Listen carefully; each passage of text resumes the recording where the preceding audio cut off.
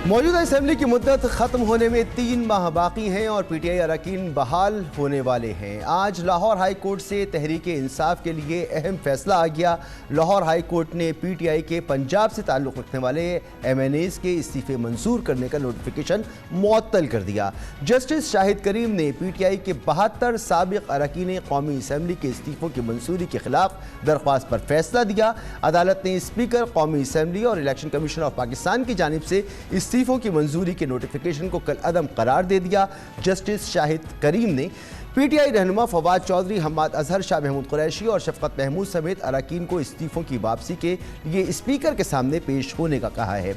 अदालत ने स्पीकर कौमी असम्बली को तमाम मेंबरान को दोबारा सुनकर फैसला करने की हिदायत भी जारी की है।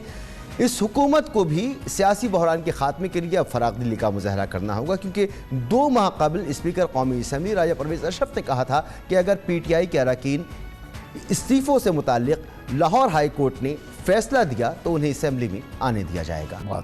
ख्याल रहे कि गुज़िश्ता साल 11 अप्रैल को पीटीआई के अरकान कौमी असम्बली ने इस्तीफ़े दिए थे, जिन्हें स्पीकर कौमी असम्बली ने 9 महीनों तक मंजूर नहीं किया और जवाब पेश किया कि अरकान असम्बली ने दबाव के तहत इस्तीफ़े दिए तो कबूल नहीं किए जा सकते। लेकिन फिर अचानक रवां साल जनवरी में एक हफ्ते के अंदर 112 अरकान के इस्तीफ़े मंजूर कर लिए।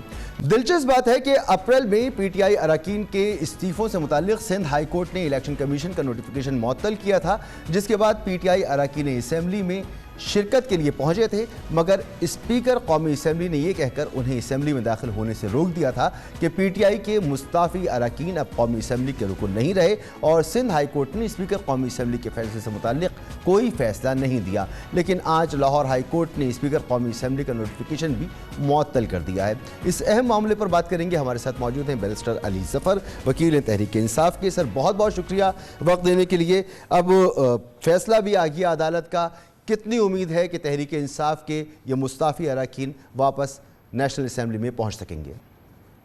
देखिए, बड़ा मेरी नज़र में ये तारीख़ी फ़ैसला था और इस तारीख़ी फ़ैसले के बाद मुझे, जब मैं निकला था अदालत से और अदालत ने ये फ़ैसला दिया था, तो मैंने ये सबसे पहली चीज़ ये कही थी कि मुझे अब ये उम्मीद है कि ये एक तरीक़ेकार बनेगा। ये फ़ैसला हमारी जो आइनी बुरहान और हमारा जो पॉलिटिकल एक क्राइसिस है, सियासी क्राइसिस, इसमें से निकलने का, क्योंकि पीटीआई के सारे अरकान जब वापस नेशनल असम्बली में जाएंगे तो पार्लियामेंट में एक किस्म का एक रास्ता निकलेगा इंशाल्लाह, जो कि हमारे इस मसाइल को हल कर सकता है। फ़ैसला बिल्कुल दुरुस्त है। आपने मुझे सुनाया स्पीकर साहब का जी इंटरव्यू। मेरे ख्याल के मुताबिक स्पीकर साहब को पार्लियामेंट्री रवायत कायम करते हुए सबको वेलकम करना चाहिए और किसी किस्म का रुकावट नहीं डालनी चाहिए हाई कोर्ट के ऑर्डर की इम्प्लीमेंटेशन में। हाई कोर्ट ने ऑर्डर बिल्कुल वाजे किया है।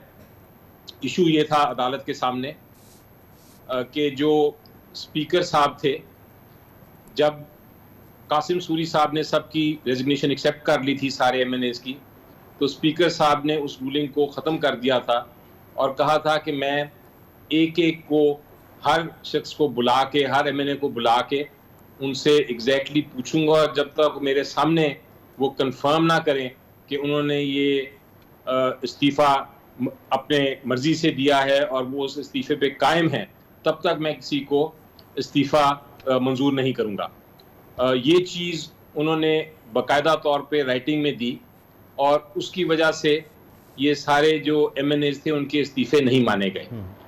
कुछ एमएनएज़ गए अदालत इस्लामाबाद हाई कोर्ट में भी। इस्लामाबाद हाई कोर्ट ने कहा कि नहीं, जो स्पीकर साहब कह रहे हैं वो दुरुस्त है, आप जाएं स्पीकर साहब के पास और अपनी वेरिफिकेशन कराएं, उनकी इंक्वायरी कंप्लीट कराएं। सुप्रीम कोर्ट की तकरीबन 5 जजमेंट्स हैं 1966 से लेके अब तक, जो ये कहती हैं कि जब स्पीकर रेजिग्नेशन एक्सेप्ट करेंगे तो उसका तरीक़ेकार क्या है। और तरीक़ेकार में जो बहुत अहम चीज़ है वो ये है कि उन्होंने सबको बुला के उनका सुननी है बात, और सुनने के बाद फैसला करना है कि क्या वो इस्तीफे एक्सेप्ट करते हैं कि नहीं। तो स्पीकर साहब बिल्कुल दुरुस्त राह पे चल रहे थे, लेकिन अचानक एक दिन जब सारे ये 35-40 MNAs गए उनके पास, या नेशनल असेंबली गए और उन्होंने अपने इस्तीफे वापस लिए, तो उसके एक दिन बाद स्पीकर साहब ने ये ऑर्डर फरमा दिया कि मैं सबके इस्तीफे एक्सेप्ट करता हूं। यानी कि उन्होंने अपना जो पहले रास्ता, दुरुस्त रास्ता अपनाया हुआ था। अली जफर साहब, जब उन्होंने अपना दुरुस्त तो रास्ता अपनाया हुआ था, उस वक्त आपकी तरफ से कहा जाता था कि क्योंकि इस्तीफे दे दिए बस कबूल कर लिए जाएं, हम पेश नहीं होंगे। बहरहाल मामला आगे बढ़ता चला गया। अभी आपने अदालती फ़ैसलों का जिक्र किया, इस्लामाबाद हाई कोर्ट का जिक्र किया। जो गुफ्तगू हमने आपको सुनाई राजा परवेज़ अशरफ साहब की, उसमें वो ये भी फरमा रहे हैं कि इस्लामाबाद हाई कोर्ट फ़ैसला दे चुकी है कि इस्तीफ़ों के मामले में मदाखलत नहीं की जा सकती अदालतों की जानिब से। ये स्पीकर का इस्तेहक़ाक़ और उसका फ़ैसला होगा कि उसे क्या करना है।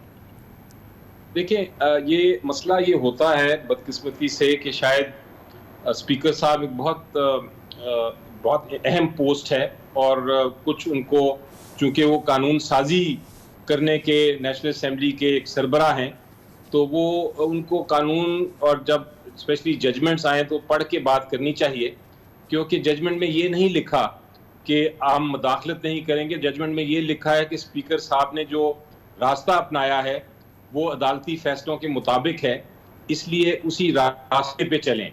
वो रास्ता दुरुस्त है, उस रास्ते के ऊपर हम इंटरफेयर नहीं करेंगे क्योंकि वो दुरुस्त रास्ता है।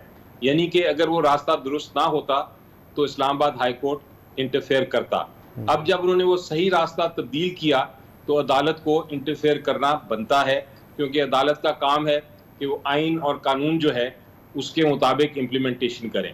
तो ये कहना कि इस्लामाबाद हाई कोर्ट ने ये कहा था कि हम इंटरफेयर नहीं करेंगे, ये दुरुस्त नहीं है। जजमेंट मेरे पास है, और जजमेंट मैंने आज अदालत में उस पर तबसरा भी हुआ उस जजमेंट पे, और जजमेंट में यही लिखा, बल्कि ये बड़े वाज़े तौर पे कहा उन्होंने जजमेंट में इस्लामाबाद हाई कोर्ट की, कि सुप्रीम कोर्ट की जजमेंट्स हैं जो कहती हैं कि अगर रेजिग्नेशन गलत तरीके से एक्सेप्ट होंगी तो फिर अदालत इंटरफेयर करेगी, लेकिन अगर जो रेजिग्नेशंस हैं उनका तरीक़ेकार एक्सेप्टेंस का फॉलो किया जाए, उस पर पाबंदी की जाए, तो फिर अदालत इंटरफेयर नहीं करेगी। ठीक है, फैसले पर एक आपकी अंडरस्टैंडिंग है, एक राजा परवेज़ अशरफ साहब की अंडरस्टैंडिंग है। अब अगर स्पीकर कौमी असम्बली या हुकूमत, अपील का हक़ तो उनके पास है, वो अपील में जाते हैं, तो यहाँ तो सबसे इम्पॉर्टेंट बात यह 3 महीने रह गए और सारा टाइम बहुत इंपॉर्टेंट होता है इस तरह के मामलात में। तो आपको लगता है कि ये अपील में जाएं और जाने के बाद फिर मज़ीद टाइम गेन करते हैं तो ये मामला लटक सकता है ये मामला? जी बिल्कुल, मैं हमेशा कहता हूँ कि अपील का हक़ हर एक का है, होना भी चाहिए। वो अपील में जा सकते हैं, उनका हक़ है। लेकिन मैं पहले भी जब मैंने केस फाइल किया था, मेरे से पूछा गया था, तो मैंने कहा था कि जहाँ कानून है वहाँ मैं बड़ा क्लियर होता हूँ। कानून बड़ा वाज़े है और कानून यही कहता है जिस पे फैसला आज किया। तो मुझे यकीन है कि अगर वो अपील में भी जाएंगे तो फैसला यही होगा अपीलेट कोर्ट का भी, जो कि सिंगल जज साहब ने किया है।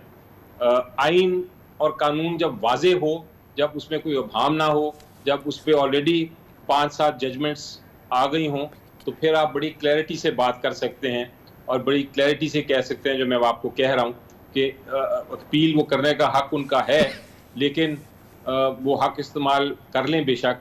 वो कोई स्टे ऑर्डर नहीं मिलना उनको, ना ही उनके फैसला कोई तब्दील होगा। तो बेहतर यही है कि पार्लियामेंट्री प्रैक्टिस को खुशामदीद दें, खुशामदीद करें, सबको वेलकम करें कि आप आएँ, आके पार्लियामेंट ज्वाइन करें, क्योंकि एक अच्छी अपोजिशन के बगैर वैसे भी पार्लियामेंट जो है वो जो कुछ कर रहा है उस पे लोगों को यकीन नहीं आ रहा, उसकी लेजिटिमेसी नहीं बन रही। तो एक अच्छी एक जब अपोजिशन आएगी तो पार्लियामेंट का भी जो वकार है वो बुलंद होगा, और यही ज़रूरत है जमहूरियत की। बहुत शुक्रिया जनाब अली ज़फ़र साहब, आपने गुफ्तगू सुनी।